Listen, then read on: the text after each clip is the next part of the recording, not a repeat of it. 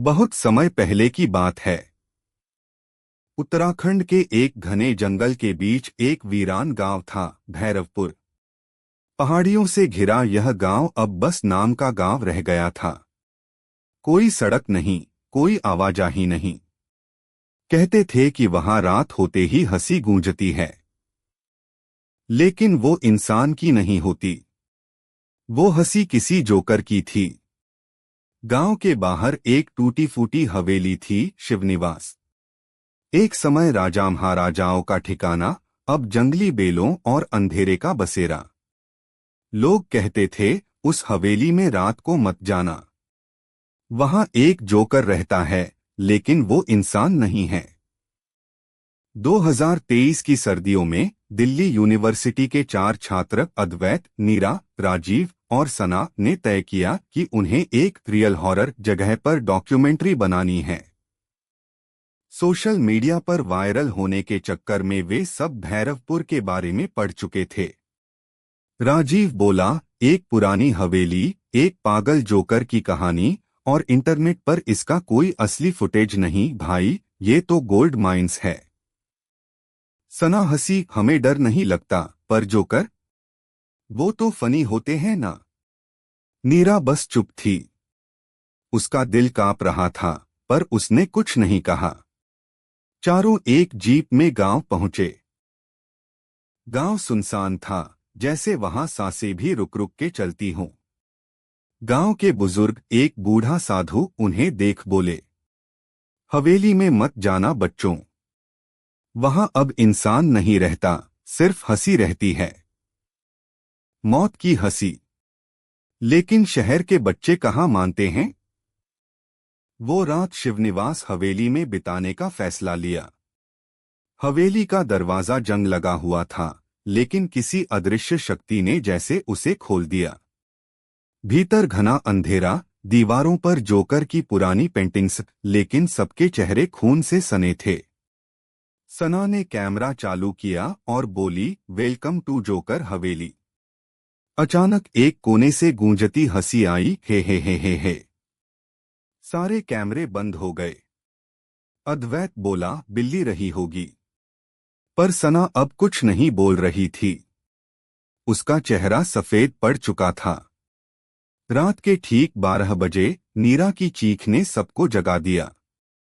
नीरा, जो सबसे बहादुर मानी जाती थी, अब बिस्तर के नीचे दुबकी हुई थी और दीवार पर लिखा था, अब पहला खेल शुरू। लाल रंग से, लेकिन वो रंग नहीं था, खून था। राजीव ने कैमरा उठाया और बोला, ये किसी का घटिया मजाक है। उसी समय सामने से एक जोकर निकला। चमकीला रंगीन कपड़ा, पर उसका चेहरा इंसानी नहीं था।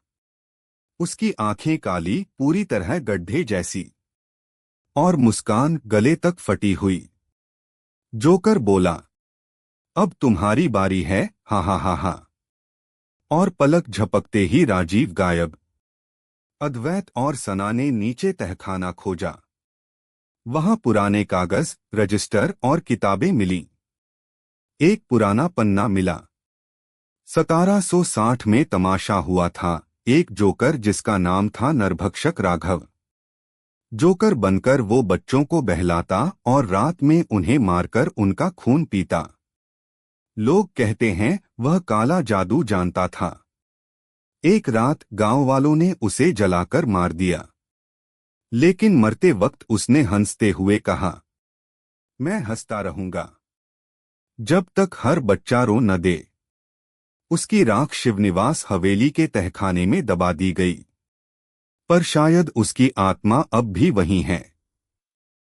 अब सिर्फ अद्वैत, नीरा और सना बचे थे। हर घंटे जोकर एक खेल खेलता। दूसरा खेल था, सच या मौत। नीरा को सामने बुलाया गया। हॉल की दीवारों पर ब्लड से लिखा था, तुमने अपनी मां की मौत के लिए खुद को कभी माफ नहीं किया। क्या सच है। नीरा कांपते हुए बोली, हाँ हाँ सच है। मैंने गाड़ी चलाई थी उस रात। मेरी मां मर गई थी। तभी दीवार पर लिखा मिट गया और आवाज आई, सच बोलने वालों को देर से मरने दिया जाता है। अचानक हवा में उड़ती एक कुल्हाड़ी आई और नीरा की टांग काट दी। नीरा चीखती रही, पर जोकर ने कहा, अब खेल रोचक हो गया है। अद्वैत को एहसास हुआ कि हवेली में समय नहीं चलता। घड़ी रुक चुकी थी, रात के 3:33 पर। सना अब टूट चुकी थी। उसका चेहरा उतरा हुआ, आंखें सूनी। अद्वैत बोला, हमें उस जोकर की राख जलानी होगी, तभी मुक्ति मिलेगी। दोनों तहखाने में पहुंचे। एक लोहे के संदूक में राख थी। सना जैसे ही उसे उठाने लगी, जोकर प्रकट हुआ। पर अब उसका चेहरा बिगड़ चुका था, आंखों से कीड़े निकल रहे थे, जीभ कट कट कर गिर रही थी। जोकर बोला, राख मुझे वापस दे दो, या तुम सब राख बन जाओगे। सना ने जोकर से कहा, तू सिर्फ एक शापित आत्मा है, लेकिन तुझे मुक्त किया जा सकता है। जोकर चौंका। शायद किसी ने पहली बार उसे इंसान समझा था। अद्वैत ने जल्दी से वो राख निकाली और ऊपर बने भैरव मंदिर की ओर दौड़ा। मंदिर टूट चुका था, पर उसमें अब भी शिवलिंग था। जोकर चीखता रहा, वहां मत जाना, वहां मेरी हंसी जल जाएगी।